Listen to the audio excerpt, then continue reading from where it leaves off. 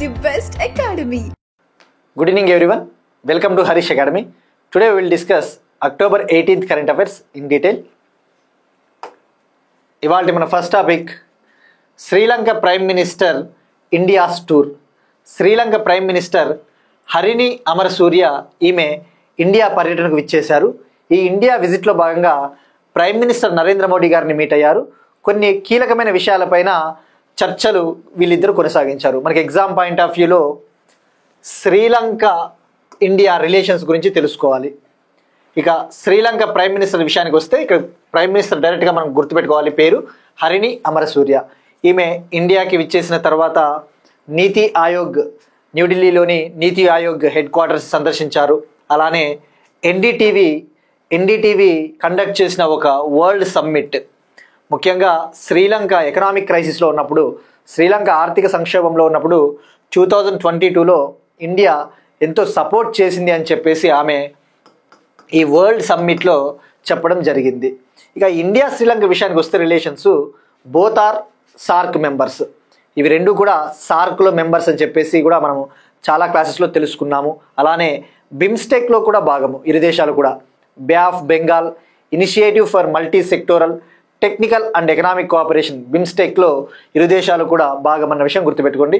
ఇక India Sri Lanka relations విషయానికి వస్తే ఈ డిస్కషన్లో ప్రైమ్ మినిస్టర్ నరేంద్ర మోడీ గారితో జరిగిన ఈ మీటింగ్లో ముఖ్యంగా ఎడ్యుకేషన్ సెక్టార్కి సంబంధించి, ఉమెన్స్ ఎంపవర్మెంట్ మహిళల చైతన్యానికి సంబంధించి, ఫిషర్మెన్ ఇష్యూ, ఇరు దేశాల మధ్య ఉన్న ఒక ముఖ్యమైన వివాదాస్పదమైన అంశం ఏంటి అంటే the most disputed issue between the two nations fishermen issue. ముఖ్యంగా ఈ మత్స్యకారులు ఎవరైతే ఉంటారో, ఈ తమిళ మత్స్యకారులు ఎక్కువగా ఈ బాటమ్ ట్రాలింగ్ చేస్తూ ఉంటారు.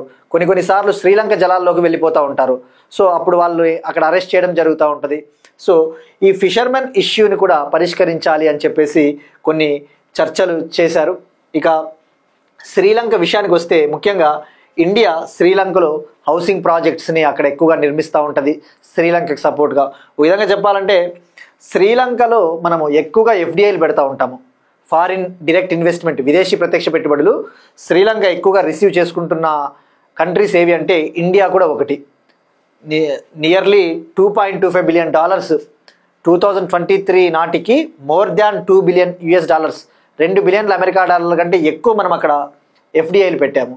సో మనకి ఎగ్జామ్ పాయింట్ ఆఫ్ వ్యూలో ఇండియాకి శ్రీలంకకి మధ్య ఏమైనా ట్రేడ్ అగ్రిమెంట్స్ ఉన్నాయంటే ఫ్రీ ట్రేడ్ అగ్రిమెంట్, స్వేచ్ఛా వాణిజ్య ఒప్పందం కూడా ఉంది. ఆ స్వేచ్ఛా వాణిజ్య ఒప్పందాన్ని అప్గ్రేడ్ చేయాలి, ఎఫ్టీఏని అప్గ్రేడ్ చేయాలని చెప్పేసి నిర్ణయాలు తీసుకున్నారు.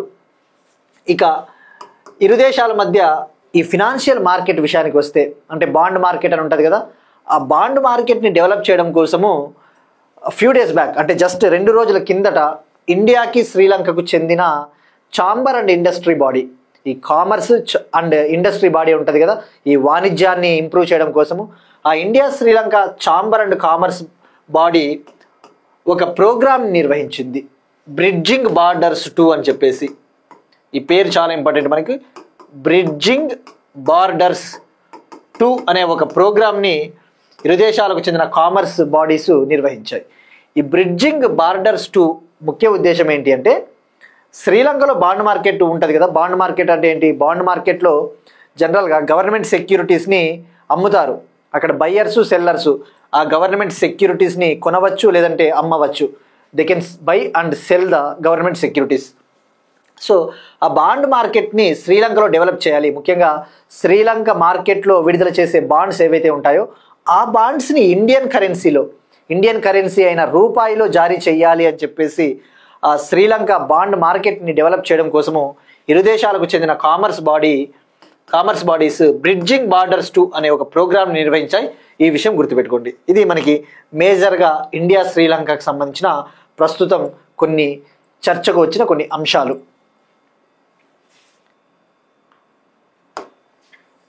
Next one, prime minister Narendra Modi గారి Andhra Pradesh visit. Prime minister Narendra Modi గారు కర్నూలుకి విచ్చేశారు 2 డేస్ బ్యాక్. ఆ కర్నూలు పర్యటనలో భాగంగా సుమారుగా 13,430 crore ప్రాజెక్ట్స్ విలువైన అభివృద్ధి పనులకు శంకుస్థాపన చేయడం జరిగింది.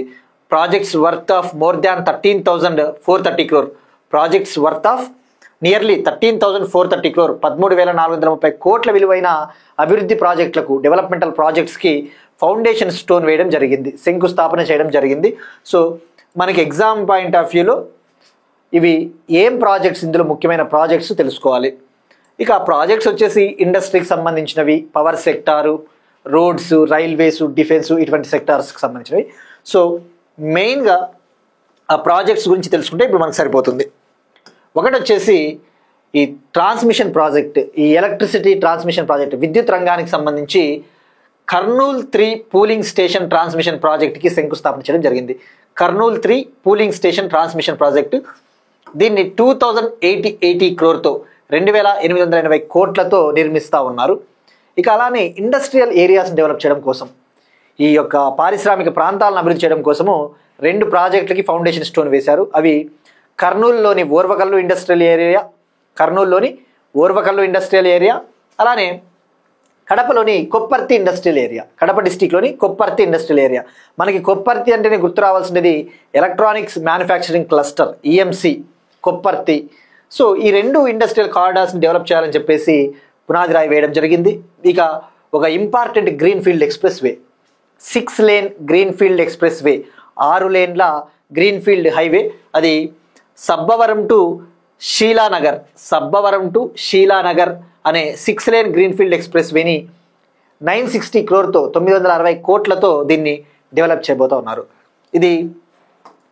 దీని ముఖ్య ఉద్దేశం, ఈ సబ్బవరం నుంచి Sheela Nagar greenfield express way Visakhapatnam ప్రాంతంలో, విశాఖపట్నం, అనకాపల్లి ఆ డిస్టిక్ ప్రాంతంలో రద్దీని తగ్గించాలి. ఈ ఎప్పుడైతే హైవేలు ఎక్కువగా లేకపోతే అక్కడ రద్దీ, ట్రాఫిక్ పెరిగిపోతుంది, సో కంజెషన్ ఎక్కువైపోతుంది. సో ఆ రద్దీని తగ్గించడం కోసం దీన్ని డెవలప్ చేస్తూ ఉన్నారు. సో విశాఖపట్నం ప్రాంతం అని చెప్పేసి గుర్తుపెట్టుకోండి. ఇక ఒక న్యాచురల్ గ్యాస్ పైప్ లైన్ని కూడా నిర్మించాలి అని చెప్పేసి ఫౌండేషన్ స్టోన్ వేయడం జరిగింది. GAIL India company limited, gas authority India limited company ఒక న్యాచురల్ గ్యాస్ పైప్ లైన్ని, సహజవాయువు పైప్ లైన్ని నిర్మిస్తూ ఉంది. అది ఆంధ్రప్రదేశ్లోని శ్రీకాకుళం నుంచి ఒడిశాలోని అంగుల్ వరకు, ఒడిశాలోని అంగుల్ వరకు పైప్ లైన్ని 1730 crore 1730 కోట్లతో నిర్మిస్తూ ఉన్నారు. గుర్తుపెట్టుకోండి. మనకి ఎగ్జామ్లో ఎలా అడుగుతా అంటే, మనం ఎప్పుడైనా ఈ డెవలప్మెంటల్ ప్రాజెక్ట్స్ గురించి చదివేటప్పుడు అది ఏ స్టేట్లలో విస్తరించి తెలుసుకుంటే సరిపోతుంది. శ్రీకాకుళం నుంచి అంగుల్ వరకు, Srikakulam to Angul natural gas pipe line, ఇది ఆంధ్రప్రదేశ్ ఒడిశాని కలిపే ఒక gas pipe line. 422 kilometers gas pipe line. దీని లెంగ్త్ వచ్చేసి 422 kilometers. ఈ 422 kilometersలో 124 kilometers ఆంధ్రప్రదేశ్లో ఉంటుంది, మరో 298 kilometers ఒడిశాలో ఉంటుంది. ఈ 422 kilometersలో 124 kilometers ఆంధ్రప్రదేశ్ని కలుపుతుంది, 298 kilometers ఒడిశాలో కవర్ అయ్యింది. ఆ 2 స్టేట్ల విషయం గుర్తుపెట్టుకోండి. ఇక అలానే ఇంకొకటి, చిత్తూరులో ఎల్పిజి బాట్లింగ్ ప్లాంట్కి కూడా శంకుస్థాపన చేయడం జరిగింది. చిత్తూరులో ఇండియన్ ఆయిల్కు చెందిన ఎల్పిజి బాట్లింగ్ ప్లాంట్, దీన్ని 200 crore నిర్మిస్తూ ఉన్నారు. దీని కెపాసిటీ వచ్చేసి 60,000 metric tons per annum. LPG సంవత్సరానికి 60,000 మెట్రిక్ టన్నుల ఈ ఎల్పిజి గ్యాస్ని ఉత్పత్తి చేయాలి అన్నదే దీని ముఖ్య ఉద్దేశం. ఎవరు నిర్మిస్తూ ఉన్నారు అంటే ఇండియన్ ఆయిల్. నెక్స్ట్ వన్, ఎకానమీకి సంబంధించి ప్రపంచ వాణిజ్య సంస్థలో భారత్పై చైనా ఫిర్యాదు. వరల్డ్ ట్రేడ్ ఆర్గనైజేషన్లో చైనా ఇండియాకి అగెనెస్ట్గా ఒక కంప్లైంట్ని చేసింది. సో ఇక్కడ మనకి ఎగ్జామ్ పాయింట్ ఆఫ్ వ్యూలో ఆ కంప్లైంట్ దేనికి సంబంధించింది అంటే, regarding India's electric vehicle and battery subsidies. భారతదేశము ఇండియాలో ఎలక్ట్రిక్ వెహికల్స్ని, బ్యాటరీ సెక్టార్ని అభివృద్ధి చేయాలి అని చెప్పేసి సబ్సిడీలు ఎక్కువగా ఇస్తూ ఉందట. అయితే సబ్సిడీలు ఇవ్వడం వల్ల భారతదేశంలో ఉన్న డొమెస్టిక్ ఇండస్ట్రీస్, స్వదేశీ కంపెనీలకు సంబంధించిన ఈ ఎలక్ట్రిక్ వెహికల్స్ అనేవి ఈ వరల్డ్ మార్కెట్లోకి, ప్రపంచ మార్కెట్లోకి చీప్గా దొరుకుతూ ఉన్నాయి. ప్రపంచ మార్కెట్లో అతి తక్కువ ధరకే, చీప్ కాస్ట్కే అమ్ముతూ ఉన్నారు. సో దీనివల్ల మా యొక్క ఎలక్ట్రిక్ వెహికల్ మార్కెట్ దెబ్బతింటుంది. As a result our electric vehicle industry is hurting a lot. మేము నష్టపోతూ ఉన్నామని చెప్పేసి చైనా ఇండియాకి వ్యతిరేకంగా కంప్లైంట్ చేసింది. సో ఇక్కడ ఎగ్జామ్ పాయింట్ ఆఫ్ వ్యూలో అసలు WTOలో ఎందుకు కంప్లైంట్ చేసింది? Why not other body? ప్రపంచ వాణిజ్య సంస్థ అనేది 1995లో ఏర్పాటైంది. 1995లో దీని ముఖ్య ఉద్దేశం ఈ ఫెయిర్ ట్రేడ్ని ఎన్ష్యూర్ చేయాలి, ప్రపంచ దేశాల మధ్య వాణిజ్యాన్ని చాలా బ్యాలెన్స్డ్గా ఉంచాలి. అంటే ఒక దేశము వాణిజ్యం చేస్తూ ఉన్నప్పుడు ఇంకొక దేశం నష్టపోకూడదు, అంటే ఫెయిర్ ట్రేడ్ ఉండాలి. ఒక విధంగా చెప్పాలంటే వాణిజ్యంలో న్యాయం ఉండాలి అని చెప్పేసి to ensure the fair trade among the nations WTO works అనమాట. ప్రపంచ వాణిజ్య సంస్థ ఈ దేశాల మధ్య వాణిజ్యాన్ని న్యాయంగా జరిగేటట్టు చూస్తుందన్నమాట. మరి ఇప్పుడు ఇండియా ఎలక్ట్రిక్ వెహికల్స్కి బ్యాటరీస్కి సబ్సిడీస్ ఇవ్వడం వల్ల ఏ విధంగా చైనా మార్కెట్కి దెబ్బ అంటే వీళ్ళు ఏమని కంప్లైంట్ చేస్తూ ఉన్నారు అంటే, ఇప్పుడు మీరు ఎలక్ట్రిక్ వెహికల్స్కి బ్యాటరీస్కి సబ్సిడీలు ఇస్తూ ఉన్నారు. సబ్సిడీలు ఇచ్చినప్పుడు ఆ ప్రపంచ వాణిజ్య సంస్థ ఏదైతే ఉందో ముఖ్యంగా ఈ ప్రపంచ మార్కెట్లోకి వరల్డ్ మార్కెట్లోకి ఎంటర్ అయ్యే Indian batteries electric vehicles cheap కాస్ట్కే వేరే వాళ్ళకి దొరుకుతాయి అనమాట. అప్పుడు మా మార్కెట్ ఎవరు మా ప్రోడక్ట్స్ని ఎవరు కొనరు కదా. సో ఇలాంటి సబ్సిడీలు అనేవి WTOకి సంబంధించిన రూల్స్, ఈ ప్రపంచ వాణిజ్య సంస్థలో ఏవైతే రూల్స్ ఉంటాయో ఆ రూల్స్కి వ్యతిరేకము అని చెప్పేసి చైనా కంప్లైంట్ చేసింది. అయితే ఇప్పుడు WTOలో ఒక రూల్ ఉంటుంది. ఫస్ట్ ఏదైనా దేశాల మధ్య ఈ ట్రేడ్ డిస్ప్యూట్, వాణిజ్యానికి సంబంధించి వివాదం వస్తే ఆ ట్రేడ్ డిస్ప్యూట్స్ని అమికబుల్గా సాల్వ్ చేసుకోవాలి, అంటే చర్చల ద్వారా పరిష్కరించుకోవాలి. ఒకవేళ అప్పటికీ పాసిబుల్ కాకపోతే WTO యాక్షన్స్ తీసుకుంటుందన్నమాట. WTO headquarters Geneva, Switzerland. WTO headquarters Geneva, Switzerland 1995లో ఏర్పాటైందన్న విషయం గుర్తుపెట్టుకోండి. సో మరి చైనా చూసుకుంటే ఇండియాకి ఇది సెకండ్ లార్జెస్ట్ ట్రేడింగ్ పార్ట్నర్ కదా. 2024-25 ఫినాన్షియల్ ఇయర్లో భారతదేశానికి రెండవ అతిపెద్ద వాణిజ్య భాగస్వామి.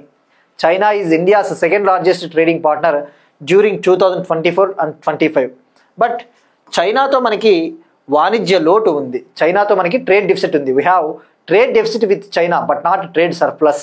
వాణిజ్య మిగులు లేదు మనకి. ఎంత ఉందంటే సుమారుగా వాణిజ్య లోటు సుమారుగా 99.2 బిలియన్ మనము ట్రేడ్ డెఫిసిట్ ఉంది చైనాతో. సో మరి 2024-25లో ఇండియాస్ లార్జెస్ట్ ట్రేడింగ్ పార్ట్నర్ అంటే భారతదేశానికి అతిపెద్ద వాణిజ్య భాగస్వామి 2024-25లో అంటే అమెరికా. అయితే అమెరికాతో మనకి ట్రేడ్ సర్ప్లస్ ఉంది, వాణిజ్య మిగులు ఉంది, అంటే మనమే ఎక్కువ ఎక్స్పోర్ట్ చేస్తున్నాం దిగుమతి చేసుకునే దానికంటే. సో ఇప్పుడు చైనా అనేది WTOలో కంప్లైంట్ చేయడం వల్ల కొద్దిగా ఇరు దేశాల మధ్య రిలేషన్స్ అనేవి ట్రేడ్ పరంగా దెబ్బతినే అవకాశం ఉంది. ఇక WTOలో జనరల్గా ఈ సబ్సిడీల విషయానికి వస్తే మీరు ఎకానమీ చదివేటప్పుడు ఈ WTO గురించి తప్పకుండా తెలుసుకుని తీరాలి, ఏ ఎగ్జామ్స్ ప్రిపేర్ అయ్యే వాళ్ళకైనా. WTOలో సబ్సిడీలు ఉంటాయి.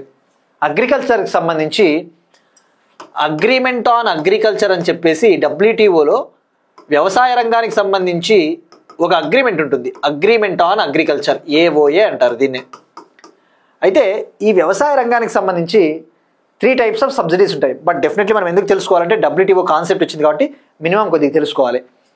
Green box subsidies, Amber box subsidies, blue box subsidies అని చెప్పేసి 3 రకాలు ఉంటాయి. Green box subsidies, Amber box subsidies, blue box subsidies. ఈ గుర్తుపెట్టుకోండి, ఈ 3 సబ్సిడీలు కూడా అగ్రికల్చర్కి సంబంధించిన సబ్సిడీలు. గ్రీన్ బాక్స్ సబ్సిడీలు అంటే మనము వ్యవసాయ రంగాన్ని ప్రోత్సహించడం కోసం, వ్యవసాయ రంగాన్ని అభివృద్ధి చేయడం కోసము, ముఖ్యంగా వ్యవసాయ రంగంలో పరిశోధనను, రీసెర్చ్ అండ్ డెవలప్మెంట్ని అభివృద్ధి చేయడం కోసం, అంటే వ్యవసాయ రంగానికి అవసరమైన ఇన్ఫ్రాస్ట్రక్చర్ని, మౌలిక వసతుల్ని, అంటే స్టోరేజ్ ఫెసిలిటీసు, గిడ్డంగులు, అటువంటి పరిశోధన కోసం గనక సబ్సిడీలు ఇస్తే వాటిని గ్రీన్ బాక్స్ సబ్సిడీలు అంటారు. Green box subsidies are nothing but the subsidies which we given for the development of research and development and infrastructure regarding the agricultural sector. ఈ గ్రీన్ బాక్స్ సబ్సిడీలు ఇవ్వడం వల్ల ట్రేడ్ అనేది ఏమీ కూడా దెబ్బతినదు, అంతే కదా. ఇవి మంచి ఉద్దేశంతో ఇస్తూ ఉన్నాం మనము. వ్యవసాయ రంగానికి సంబంధించి ఆ మౌలిక వసతుల్ని అభివృద్ధి చేయాలి, రీసెర్చ్ని అభివృద్ధి చేయాలన్న ఉద్దేశంతో మనం ఈ సబ్సిడీలు ఇస్తూ ఉన్నప్పుడు ప్రపంచ దేశాల మధ్య వాణిజ్యం దెబ్బతినదు. సో ఇవి ఫెయిర్ ట్రేడ్ని ఎన్ష్యూర్ చేస్తాయి, ప్రపంచ దేశాల మధ్య వాణిజ్యం దెబ్బతినదు. సో ఇటువంటి గ్రీన్ బాక్స్ సబ్సిడీలు WTO కింద పర్మిజబుల్, అంటే WTO కింద ఇవి వీటికి గ్రీన్ సిగ్నల్ ఇటువంటివి ఇవ్వచ్చు అని చెప్పేసి చెప్తుంది. కానీ యాంబర్ బాక్స్ సబ్సిడీస్ అని కొన్ని ఉంటాయి. యాంబర్ బాక్స్ సబ్సిడీస్, ఈ యాంబర్ బాక్స్ అంటే తెలుగులో చెప్పాలంటే ఇది కాషాయం కలర్లో ఉంటుంది, కాషాయం రంగులో ఉన్న సబ్సిడీలు. ఈ యాంబర్ బాక్స్ సబ్సిడీస్ ఏం చెప్తాయంటే వీటిని WTO అనుమతించదు. WTO doesn't allow these kind of subsidies. ఎందుకంటే ఈ సబ్సిడీలు ఎందుకు ఇస్తారు అంటే ముఖ్యంగా మనం చూస్తూ ఉంటాం వ్యవసాయ రంగంలో ఫర్టిలైజర్ సబ్సిడీస్ అని చెప్పేసి, ఎలక్ట్రిసిటీ సబ్సిడీలు, సీడ్స్ సబ్సిడీలు, విత్తనాలకి, విద్యుత్తుకి, ఈ ఎరువుల సబ్సిడీలు ఇస్తూ ఉంటాం. దీనివల్ల ఏమవుతుంది, మనం ఆ సబ్సిడీలు ఇచ్చినప్పుడు వీళ్ళు ఎక్కువగా ఉత్పత్తి చేస్తారు. ఆ ప్రపంచ మార్కెట్లో ఈ ప్రోడక్ట్లు మన దేశానికి సంబంధించిన వ్యవసాయ ప్రోడక్ట్లు చీప్గా దొరుకుతాయి. అప్పుడు ప్రపంచ దేశాల మధ్య వాణిజ్యం దెబ్బతింటుంది. These will result in to hurting of the trade among the nations అనమాట. సో ఇటువంటి ఆంబర్ బాక్స్ సబ్సిడీలని ఎంకరేజ్ చేయకూడదు. అందుకే కదా మనము విధంగా చెప్పాలంటే వ్యవసాయ రంగంలో సబ్సిడీలు ఇటువంటివి ఇవ్వకూడదు, ఫర్టిలైజర్ సబ్సిడీలు ఇటువంటివి. అందుకే వీటిని WTO అంత ఎంకరేజ్ చేయదు.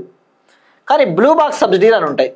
ఈ బ్లూ బాక్స్ సబ్సిడీలు ఏంటంటే ప్రొడక్షన్ని తగ్గించడం కోసం ఇచ్చే సబ్సిడీలు. ఫర్ ఎగ్జాంపుల్ ఒక రకమైన పంట వేస్తూ ఉన్నారు, ఆ పంట ఉత్పత్తిని ఇంకా ఎక్కువ కొనసాగించకూడదు, ఆ పంట ఉత్పత్తిని తగ్గించాలన్న ఉద్దేశంతో బ్లూ బాక్స్ సబ్సిడీలు ఇస్తారు. ఇవి కూడా వ్యవసాయ రంగానికి సంబంధించినవే. అంటే ఫర్ ఎగ్జాంపుల్ రైస్ అనేది ఎక్కువగా పండిస్తూ ఉంటారు అనుకోండి, ఆ రైస్ పంటని డిస్కరేజ్ చేయాలి, రైస్ పంటని ఎక్కువగా పండించుకోకుండా ఉండడం కోసం సబ్సిడీలు ఇస్తారనమాట. These are provided to limit the production activities. అంటే ఇంపోర్ట్ కోటాలు, మీరు ఇంత మాత్రమే దిగుమతి చేసుకోవాలి అన్నట్టుగా ఆ టైప్ ఆఫ్ సబ్సిడీలని బ్లూ బాక్స్ సబ్సిడీలు అంటారు. వీటిని WTO అనుమతిస్తుందని చెప్పవచ్చు. సో ఆంబర్ బాక్స్ సబ్సిడీలు మాత్రం అనుమతించదు. ఎందుకు మనం ఇవి తెలుసుకోవాలంటే ఇలాంటి టాపిక్స్ రేపు పొద్దున్న ఈరోజు ఎలక్ట్రిక్ వెహికల్ బ్యాటరీ సబ్సిడీస్ గురించి వార్తల్లో వచ్చింది, రేపు పొద్దున్న అగ్రికల్చరల్ సబ్సిడీస్ గురించి మనకి కరెంట్ అఫైర్స్లో న్యూస్ రావచ్చు. సో మనం ముందే తెలిసి పెట్టుకుంటే ఆర్టికల్స్ చదివినప్పుడు మనకి ఈజీగా అర్థమవుతుంది. సో ఇవి మూడు కూడా అగ్రికల్చరల్ రిలేటెడ్ సబ్సిడీస్ అనే విషయం గుర్తుపెట్టుకోండి. Next one, carbon border adjustment mechanism.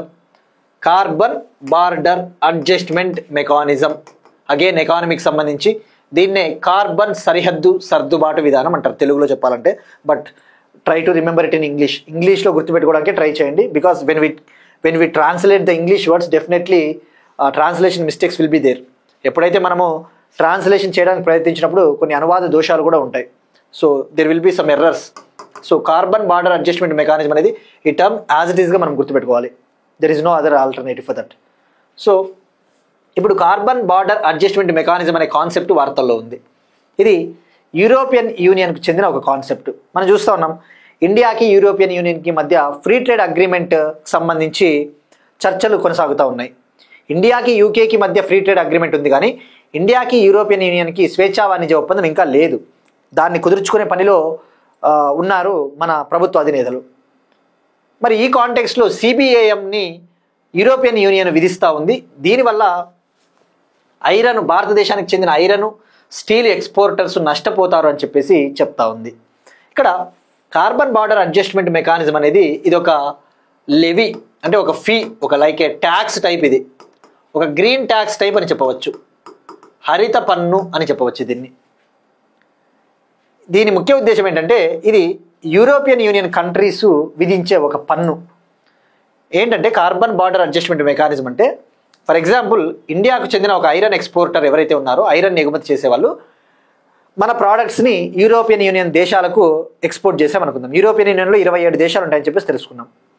మరి వాళ్ళకు మనం ఎక్స్పోర్ట్ చేసినప్పుడు ఏమవుతుంది, వాళ్ళు ఏం చేస్తారు అంటే ఈ CBAM అనే ఒక పన్నుని వేస్తారు. ఈ ట్యాక్స్ని ఎందుకు వేస్తారు అంటే యూరోపియన్ యూనియన్ కంట్రీస్ కాకోకుండా వేరే దేశాల్లో ఏవైతే non European countries, European union కాని దేశాలు ఏవైతే ఉంటాయో ఆ దేశాలలో ఉత్పత్తి అయ్యే గూడ్స్, వస్తువులు ఏవైతే ఉంటాయో ఆ దేశాలలో ఉత్పత్తి చేసే ప్రక్రియ, ఆ ప్రొడక్షన్ ప్రాసెస్ ఏదైతే ఉంటుందో ఆ ప్రొడక్షన్ ప్రాసెస్ అప్పుడు కావచ్చు, లేదంటే ఆ గూడ్స్, ఆ వస్తువులు కార్బన్ డైఆక్సైడ్ కనుక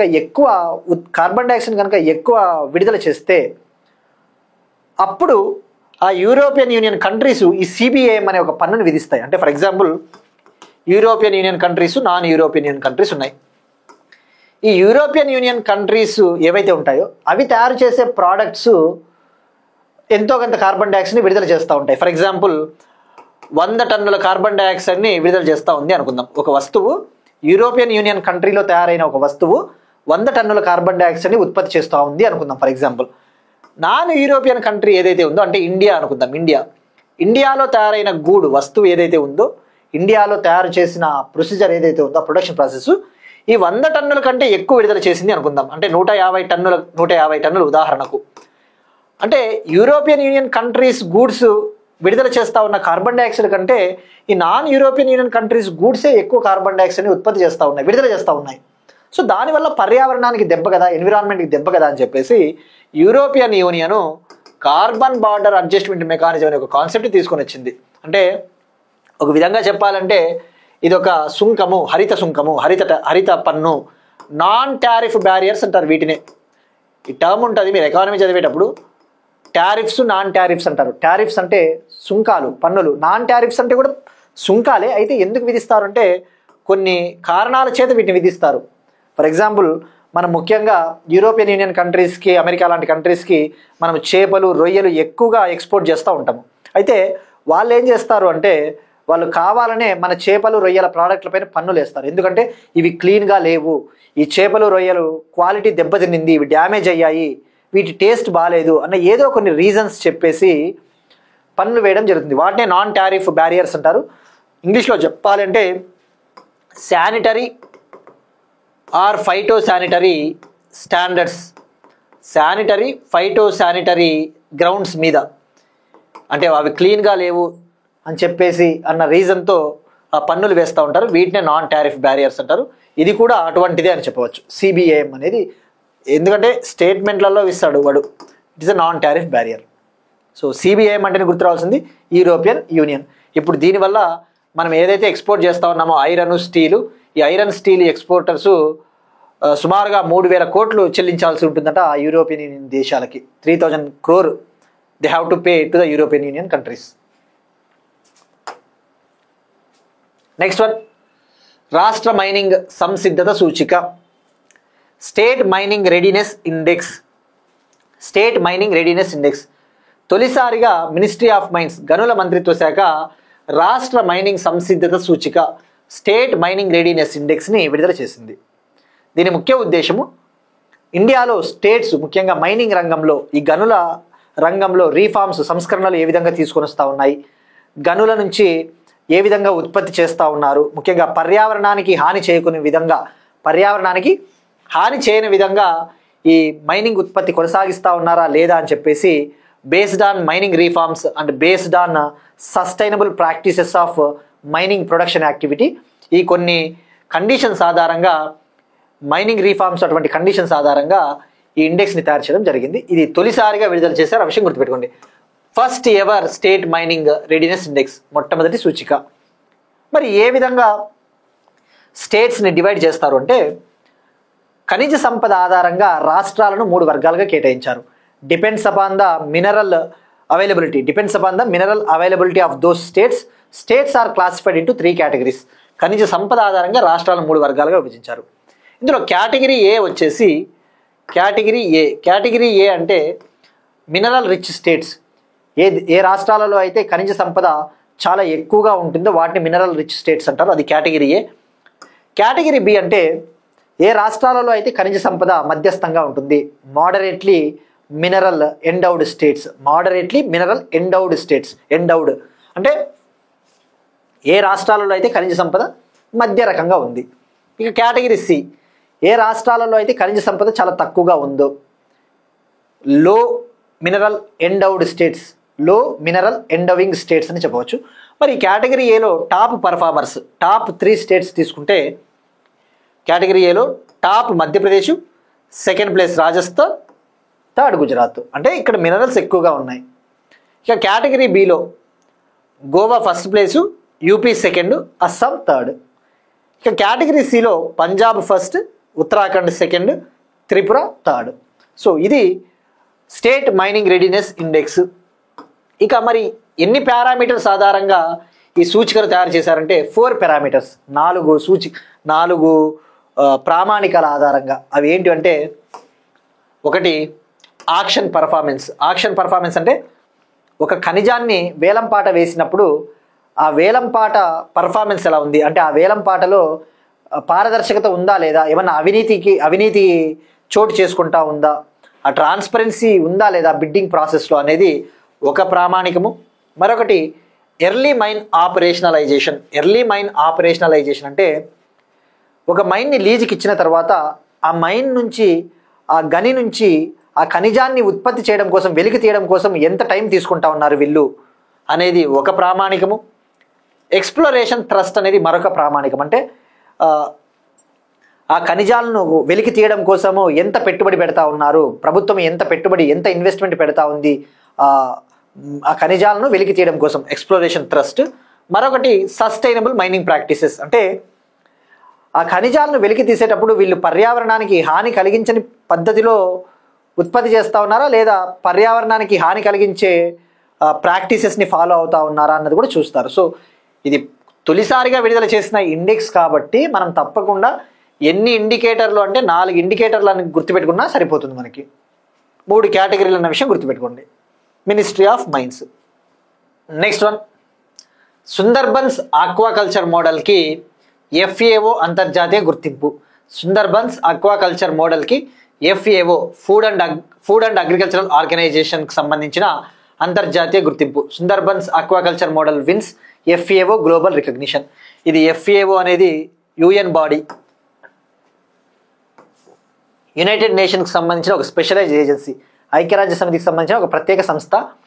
ఈ FAO ఒక ప్రత్యేక గుర్తింపుని, అంతర్జాతీయ గుర్తింపుని వెస్ట్ బెంగాల్లోని సుందర్బన్స్కి ఇచ్చింది. వెస్ట్ బెంగాల్లోని సుందర్బన్స్లో, ఈ సుందర్బన్స్ అనేవి మడ అడవులు కదా, మ్యాన్గ్రూవ్స్. ఇండియాలో మ్యాన్గ్రూవ్స్ మడ అడవులు అత్యధికంగా ఉన్న రాష్ట్రం ఏది అంటే వెస్ట్ బెంగాల్.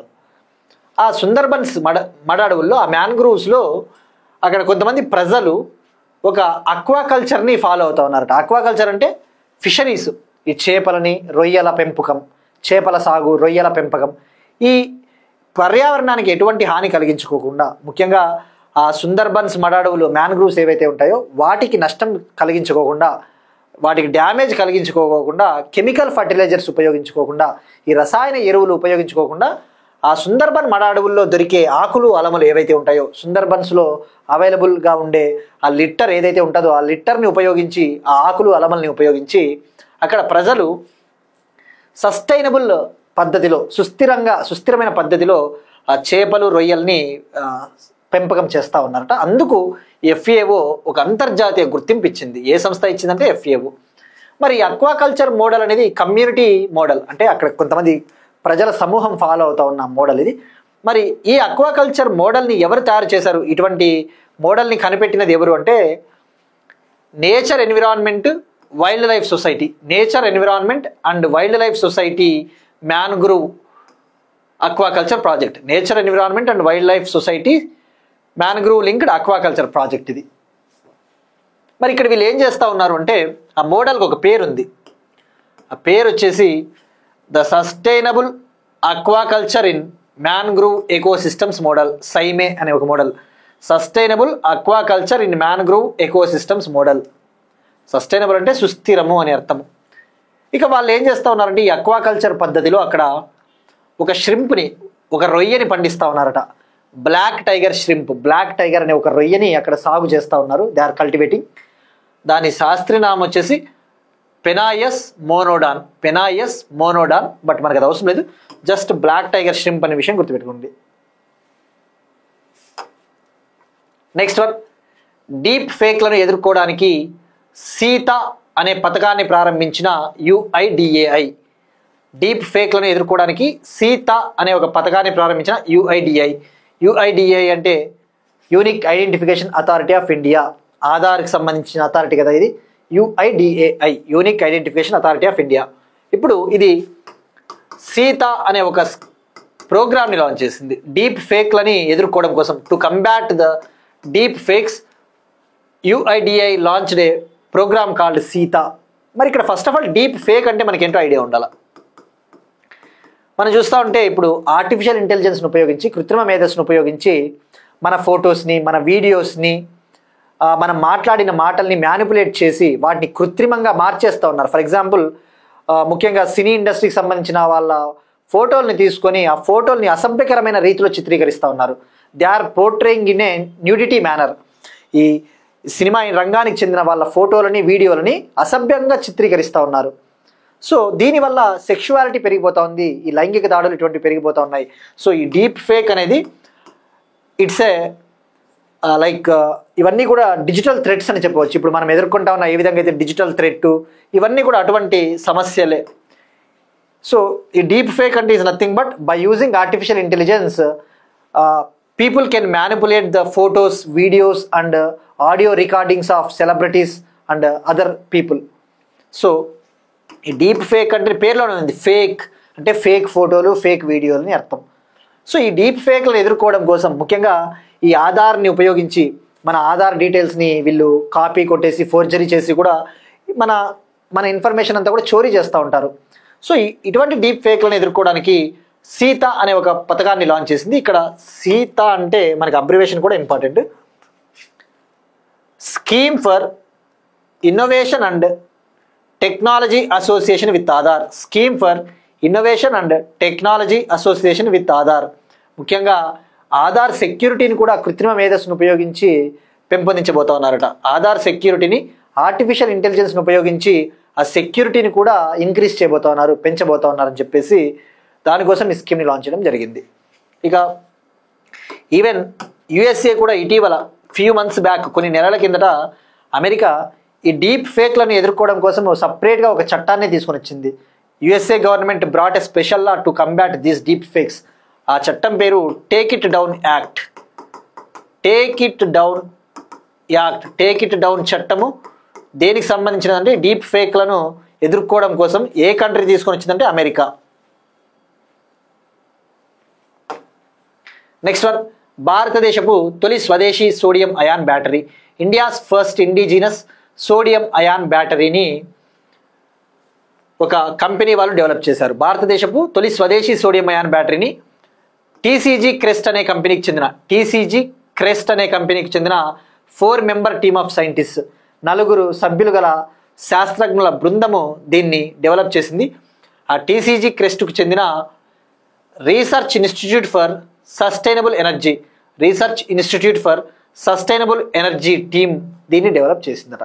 ఇక్కడ first of all sodium ion battery గురించి తెలుసుకోవాలి. ఇండియాలో బ్యాటరీస్ అంటేనే జనరల్గా ఎక్కువగా లిథియం అయాన్ బ్యాటరీస్ యూజ్ చేస్తూ ఉంటారు, లిథియం అయాన్ బ్యాటరీస్. మరి అలాంటప్పుడు సోడియం అయాన్ బ్యాటరీస్ మనకి ఎందుకు అవసరము? ఇది మనం ఆల్రెడీ ప్రీవియస్ క్లాసెస్లో చాలా టైమ్స్ డిస్కస్ చేసుకున్నామండి.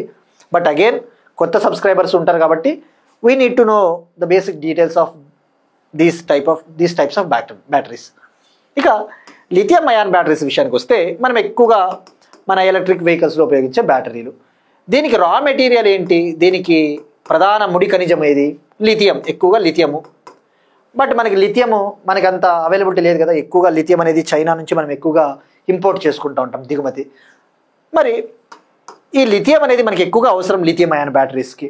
కానీ ఈ సోడియం అయాన్ బ్యాటరీస్కి లిథియం కావచ్చు, కోబాల్టు, గ్రాఫైటు, నికెలు ఇటువంటివి అవసరం లేదు. Sodium ion batteries doesn't depend upon raw materials like lithium, cobalt, graphite. Sodium ion బ్యాటరీలు లిథియం ఇటువంటి ఖనిజాలపైన ఆధారపడదు. ఇదొక అడ్వాంటేజ్, ఇదొక లాభం మనకి సోడియం అయాన్ బ్యాటరీల వల్ల. ఇక అలానే లిథియం అయాన్ బ్యాటరీస్లో కొన్ని సేఫ్టీ కన్సర్న్స్ కూడా ఉంటాయి. లిథియం అయాన్ బ్యాటరీస్ పేలిపోయే ఛాన్సెస్ కూడా ఉంటాయి కదా. But sodium ion batteries are somewhat better in terms of security, safety. ఈ రక్షణ పరంగా, భద్రత పరంగా చూసుకుంటే సోడియం అయాన్ బ్యాటరీ కొద్దిగా బెటర్ లిథియం అయాన్ బ్యాటరీలతో పోల్చుకుంటే. ఇక ఎనర్జీ డెన్సిటీ విషయానికి వస్తే ఈ ఎనర్జీ డెన్సిటీ కూడా లిథియం అయాన్ బ్యాటరీలతో పోల్చుకుంటే సోడియం అయాన్ బ్యాటరీలకు ఎక్కువగా ఉంటుంది. ఇప్పుడు తయారు చేసిన ఈ స్వదేశీ sodium ion battery 180 watt hour per KG, ఒక కేజీకి 180 వాట్ హవర్ ఎనర్జీని అందిస్తుందట, energy density. So sodium ion బ్యాటరీల ఎనర్జీ డెన్సిటీ, ఎనర్జీ సాంద్రత ఎక్కువ ఉంటుంది, ఆ విషయం గుర్తుపెట్టుకోండి. ఇక అలానే ఛార్జింగ్ కూడా లిథియం అయాన్ బ్యాటరీలతో పోల్చుకుంటే సోడియం అయాన్ బ్యాటరీలు ఛార్జింగ్ చాలా ఫాస్ట్గా ఎక్కుతాయి. ఇప్పుడు వీళ్ళు తయారు చేసిన టీసీజీ క్రెస్ట్ కంపెనీ తయారు చేసిన సోడియం అయాన్ బ్యాటరీ 5 నిమిషాలలోనే 94% ఛార్జింగ్ ఎక్కుతుందట. Within 5 minutes 94% of the sodium ion battery can be charged 5 నిమిషాల్లోనే. అంటే ఎంత ఫాస్ట్ ఉందో చూడండి, ఎంత పెద్ద బ్యాటరీలు అయినా కూడా. మరి లిథియం అయాన్ బ్యాటరీలు చాలా టైం ఎక్కువ తీసుకుంటాయి ఛార్జింగ్కి వీటితో పోల్చుకుంటే, సోడియం అయాన్తో పోల్చుకుంటే. సో ఇవి పాయింట్లు మనకి ఇక్కడ. జస్ట్ ఫ్యాక్ట్ అంటే ఎవరైనా కూడా కరెంట్ అఫైర్లో భాగంగా భారతదేశం తొలి స్వదేశీ సోడియం అయాన్ బ్యాటరీ ఎవరు తయారు చేశారంటే టీసీజీ క్రెస్ట్ అని గుర్తుపెట్టుకుంటే అది ఫ్యాక్ట్. కానీ మనకి ఎగ్జామ్స్లలో స్టేట్మెంట్స్, ట్రెండ్స్ అడుగుతాడు. యూపీఎస్సీ అయినా, గ్రూప్స్ అయినా, ఏ ఎగ్జామ్ అయినా ఎగ్జామినర్ మెంటాలిటీ ఇప్పుడు ఎలా ఉంది అంటే అప్లికేషన్స్ ఇస్తాడు. క్రింది వాటిలో సోడియం అయాన్ బ్యాటరీలకి ఉన్న అడ్వాంటేజెస్, ఉన్న లాభాలు ఏంటి లిథియం అయాన్ బ్యాటరీస్తో పోల్చుకుంటే అన్నప్పుడు ఈ పాయింట్లు ఐడియా ఉండాలి. నెక్స్ట్ వన్, గూగుల్ ఒక సరికొత్త ఏఐ టూల్ని డెవలప్ చేసింది. గూగుల్ కంపెనీ క్యాన్సర్ను గుర్తించడం కోసం, క్యాన్సర్ను గుర్తించి క్యాన్సర్కి అవసరమైన డ్రగ్స్ని తయారు చేయడం కోసం, అవసరమైన ఔషధాలను తయారు చేయడం కోసం ఒక ఏఐ టూల్ని, సెట్ ఆఫ్ ఏఐ టూల్స్ని, కృత్రిమ మేధస్సు సాధనాలని అభివృద్ధి చేసింది. దాని పేరు C2S స్కేల్. C2S స్కేల్ అనే ఒక ఏఐ టూల్ని గూగుల్కి చెందిన deep mind company. Deep mind కూడా ఒక లాంగ్వేజ్ మోడలే కదా. ఏ విధంగా అయితే చాట్ జీపీటీ, ఏ విధంగా అయితే మనకి ఈ జెమినీ ఇటువంటి టూల్స్ ఉన్నాయో, ఈ డీప్ మైండ్ గూగుల్కి చెందిన ఒక కంపెనీ. ఇది గూగుల్కి చెందిన ఒక కంపెనీ, డీప్ మైండ్ కంపెనీ. మరియు అమెరికాకు చెందిన యాలే యూనివర్సిటీ కలిసి ఈ క్యాన్సర్ను అర్లీగా డిటెక్ట్ చేసి అవసరమైన డ్రగ్ కాంబినేషన్స్ని, అవసరమైన డ్రగ్స్ని తయారు చేయడం కోసము, గుర్తించడం కోసం C2S స్కేల్ అనే ఒక టూల్ని డెవలప్ చేసింది. ఇక్కడ C2S స్కేల్ అంటే cell to sentence scale 27 billion, cell to sentence scale 27B. ఇక్కడ B అంటే బిలియన్. ఇది ఒక లార్జ్ లాంగ్వేజ్ మోడల్ అని చెప్పవచ్చు. ఇది ఒక ఏఐ మోడల్. మనం ఇప్పుడు ఏ విధంగా అయితే ఏఐ టూల్స్ని డెవలప్ చేస్తూ ఉన్నామో, లార్జ్ లాంగ్వేజ్ మోడల్స్ని ఉపయోగించి డెవలప్ చేసిన ఒక AI tool cell to sentence scale 27B. ఇక్కడ B అంటే బిలియన్. ఇది 27 బిలియన్ పెరామీటర్లతో కూడిన ఒక లాంగ్వేజ్ మోడల్ C2S స్కేలు. ఇది సిల్మిటాసెర్టిబ్ అనే ఒక డ్రగ్ని రికమెండ్ చేస్తూ ఉందట. ముఖ్యంగా మన బాడీలో క్యాన్సర్ ట్యూమర్స్ ఎక్కువైనప్పుడు ఆ క్యాన్సర్ ట్యూమర్స్ని పోరాడడం కోసము, వాటిని కంబ్యాట్ చేయడం కోసం సిల్మిటాసెర్టిబ్ అనే ఒక డ్రగ్ ఎఫెక్టివ్గా పనిచేస్తుంది, బాగా పనిచేస్తుంది అని చెప్పేసి ఈ ఏఐ టూలు చెప్పింది అనమాట. సో ఇక్కడ మెయిన్గా C2S స్కేల్ దేనికి సంబంధించి అంటే క్యాన్సర్, గూగుల్. ఇప్పుడు ఒక క్వశ్చన్ చూద్దాం. ఇండియా ఆస్ట్రేలియా మధ్య ఇటీవల జరిగిన మిలిటరీ ఎక్సర్సైజ్ నేమ్ ఏంటి? ఇటీవల ఇండియా ఆస్ట్రేలియా మధ్య ఒక జాయింట్ మిలిటరీ ఎక్సర్సైజ్, సంయుక్త మిలిటరీ విన్యాసం జరిగింది. దాని పేరేంటి, అది ఎక్కడ జరిగింది? దీనికి ట్రై చేయండి.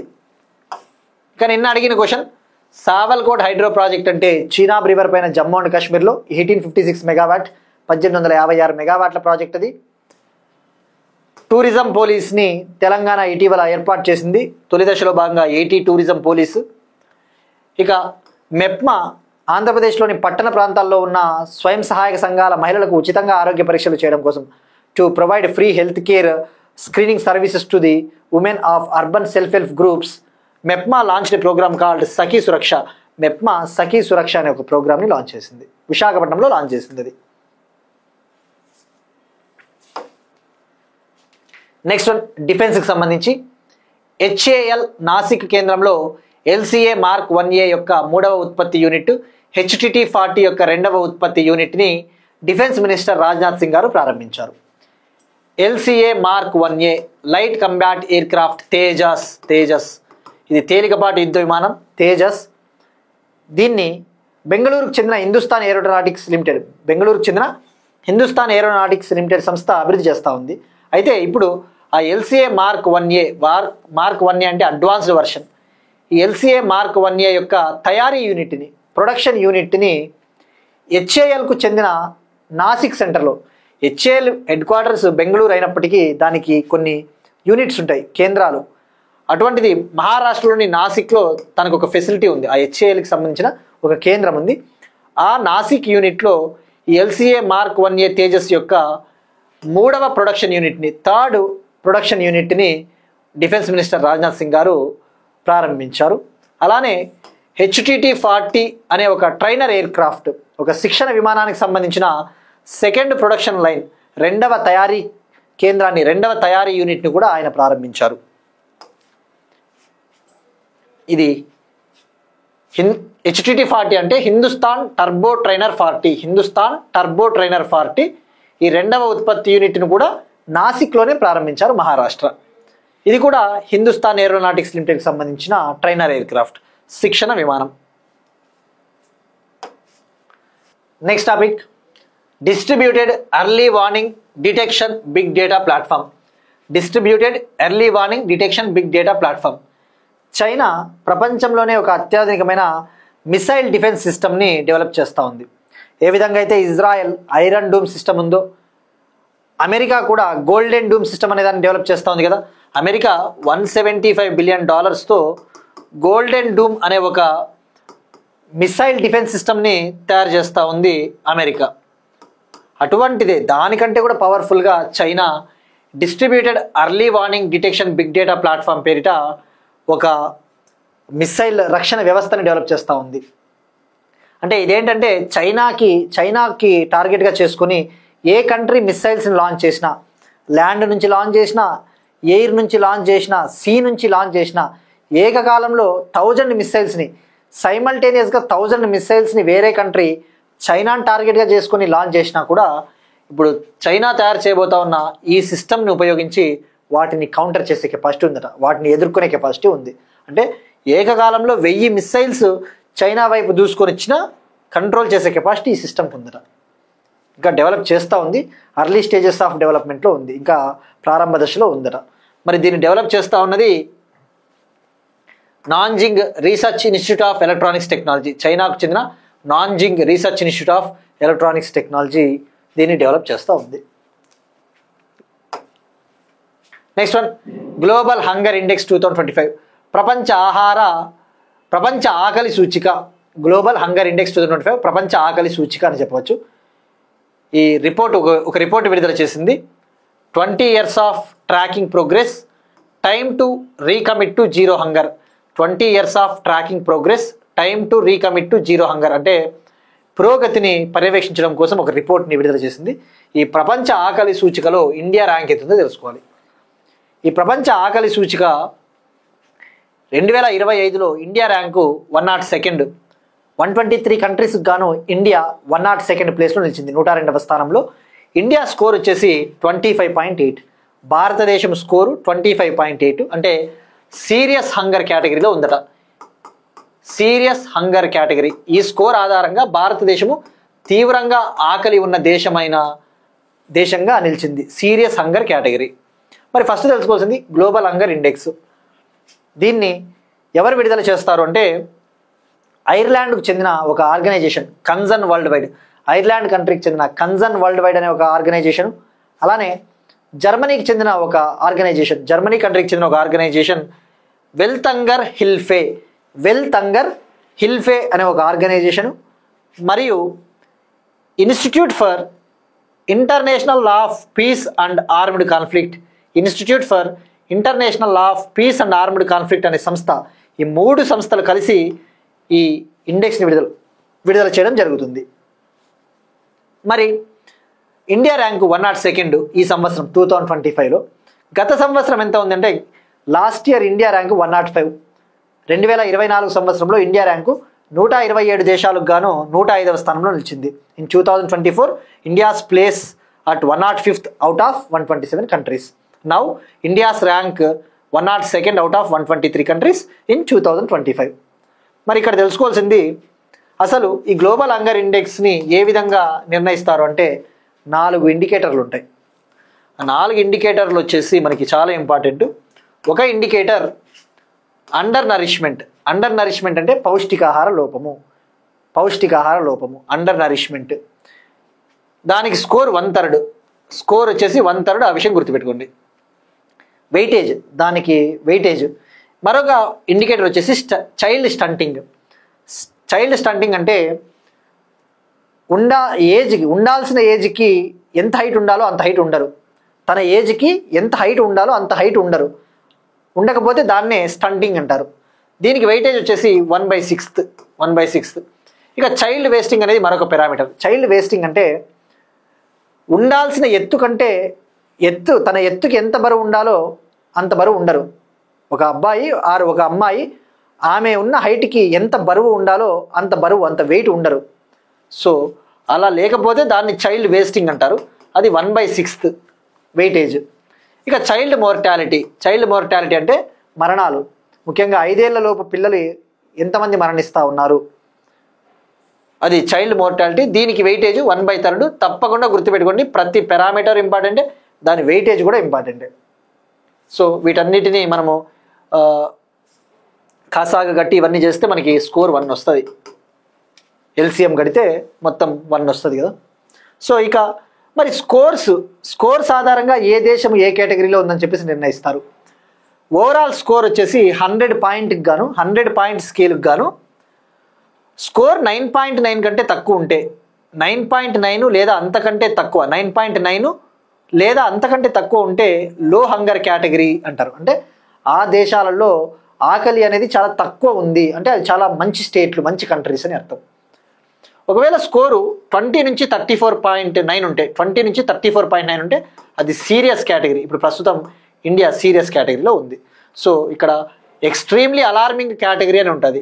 స్కోర్ 50 లేదా అంతకంటే ఎక్కువ ఉంటే ఎక్స్ట్రీమ్లీ అలార్మింగ్ అంటే ఇంకా చాలా డేంజర్ స్థితిలో ఉంది ఆ దేశం. సో మనకి ఇక్కడ extremely alarming, serious category, moderate category, లో కేటగిరీ, ఓవరాల్గా 5 కేటగిరీలు అన్న విషయం గుర్తుపెట్టుకోండి. జస్ట్ మనకి 5 కేటగిరీలుగా దేశాలని విభజిస్తారన్న విషయం గుర్తుపెట్టుకోండి. ఇక మరి 5 కంటే తక్కువ స్కోర్ ఉన్న కొన్ని దేశాలని ఈ రిపోర్ట్ విడుదల చేసింది. అంటే మంచి దేశాలు, ఆకలి తక్కువగా ఉన్న దేశాలు ఇవి. అవి జస్ట్ మనకి కొన్ని పేర్లు తెలుసుకుంటే సరిపోతుంది. Armenia, Belarus, Bosnia and Herzegovina, Chile, China, Bulgaria. ఈ దేశాలు లో హంగర్ కంట్రీస్ అంట. అంటే ఈ దేశాలలో ఆకలి చాలా తక్కువ ఉంది. సో అది గుర్తుపెట్టుకుంటే సరిపోతుంది. సో ఇక్కడ గుర్తుపెట్టుకోవాల్సింది ఇండియా ర్యాంక్ ఈ సంవత్సరం 102, గత సంవత్సరం 105. అంటే మనం కొద్దిగా ఇప్పుడు మెరుగయ్యాము. We improved a little bit compare to last year. Next one persons in news. Appointments. Hyundai motor MD మరియు సిఇఓగా తొలి భారతీయుడు తరుణ్ గార్గ్. హ్యుందాయ్ మోటార్ కంపెనీకి ఎండి మరియు సిఇఓగా ఫస్ట్ ఇండియన్ తరుణ్ గార్గ్.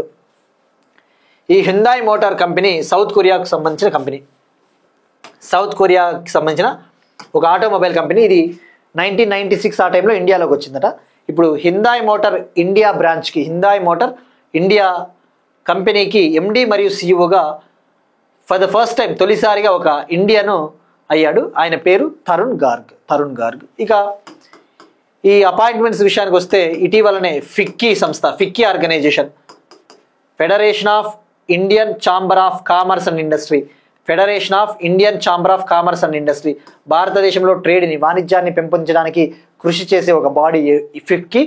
ఈ ఫిక్కీ 2025-26 ఇయర్ గాను 2025-26 ఇయర్ గాను అనంత్ గోయంకా అనే వ్యక్తిని డైరెక్టర్గా నియమించింది. అనంత్ గోయంకా అనే వ్యక్తిని ఫిక్కీ డైరెక్టర్గా నియమించింది 2025-26 కాలానికి గాను. Next one Madagascar country new president. Madagascar కంట్రీకి కొత్త ప్రెసిడెంట్. మనం డిస్కస్ చేసుకున్నాం. మడగాస్కర్లో జెన్జెడ్ ప్రొటెస్ట్లు ఇటీవల జరిగాయి. అక్కడ క్యాప్సాట్ అనే ఒక మిలిటరీ విభాగము పవర్ని చేజిక్కించుకునిందని చెప్పేసి ఇప్పుడు ఆ క్యాప్సాట్కి సంబంధించిన ఒక మిలిటరీ లీడర్ కొలనెల్ మైకేల్ రన్రియా నిరినా, కొలనెల్ మైకేల్ రన్రియా నిరినా అనే ఒక వ్యక్తి, అనే ఒక అతను ఇప్పుడు మడగాస్కర్ కంట్రీకి కొత్త ప్రెసిడెంట్గా బాధ్యతలు చేపట్టారు. ఇక మడగాస్కర్ కంట్రీ అంటేనే African country. Next one UK king Charles III గౌరవ బ్రిటిష్ ఎంపైర్ మెడల్ను అందుకున్న తొలి కూచిపూడి నృత్యకారిణి Arunima Kumar. UK king Charles III గౌరవ బ్రిటిష్ ఎంపైర్ మెడల్ను అందుకున్న తొలి కూచిపూడి నృత్యకారిణిగా అరుణిమా కుమార్ నిలిచింది. ఈమె బ్రిటన్కు చెందిన కూచిపూడి డ్యాన్సర్. ఈమె ప్రపంచవ్యాప్తంగా ఈ కూచిపూడి డ్యాన్స్ని పాపులరైజ్ చేసింది. కూచిపూడి డ్యాన్స్ అంటే క్లాసికల్ డ్యాన్స్ కదా, ఇది ఒక శాస్త్రీయ నృత్యము. ఈ క్లాసికల్ డ్యాన్స్ని ప్రపంచ దేశాలలో అభివృద్ధి చేయడం కోసం ఈమె కృషి చేసింది అని చెప్పేసి ఆ యూకే కింగ్ చార్లెస్ III ఇచ్చే ఒక హానరరీ బ్రిటిష్ ఎంపైర్ మెడల్ని అందుకున్న ఫస్ట్ కూచిపూడి డ్యాన్సర్ అరుణిమా కుమార్. ఈమె బ్రిటన్కు చెందిన డ్యాన్సర్. ఇవి ఇవాల్టి కరెంట్ అఫైర్స్. మనం ఒకసారి క్విక్గా రీక్యాప్ చూద్దాం. శ్రీలంక ప్రధాని హరిణి అమరసూర్య ఇండియా పర్యటన, ప్రధానమంత్రి నరేంద్ర మోడీ గారి ఆంధ్రప్రదేశ్ పర్యటన, ప్రపంచ వాణిజ్య సంస్థలో భారత్పై చైనా ఫిర్యాదు, carbon border adjustment mechanism European union. మొట్టమొదటి స్టేట్ మైనింగ్ రెడీనెస్ ఇండెక్స్ గనుల మంత్రిత్వ శాఖ. సుందర్బన్స్ ఆక్వాకల్చర్ మోడల్కు FAO అంతర్జాతీయ గుర్తింపు. డీప్ ఫేక్లను ఎదుర్కోవడానికి సీత పథకాన్ని ప్రారంభించిన UIDAI. భారతదేశపు తొలి స్వదేశీ sodium ion battery. C2S scale అనే ఒక AI టూల్ని ఆవిష్కరించిన గూగుల్. LCA Mark 1A యొక్క 3వ ఉత్పత్తి యూనిట్ నాసిక్లో ప్రారంభం. Distributed early warning detection big data platform China. Global hunger index 2025. Hyundai motor MD మరియు CEOగా తొలి భారతీయుడు తరుణ్ గార్గ్. మెడగాస్కర్ కొత్త ప్రెసిడెంట్. UK king Charles III medal అందుకున్న Kuchipudi dancer Arunima Kumar. That's it. These are today's current affairs. We'll meet you next time. Thank you everyone.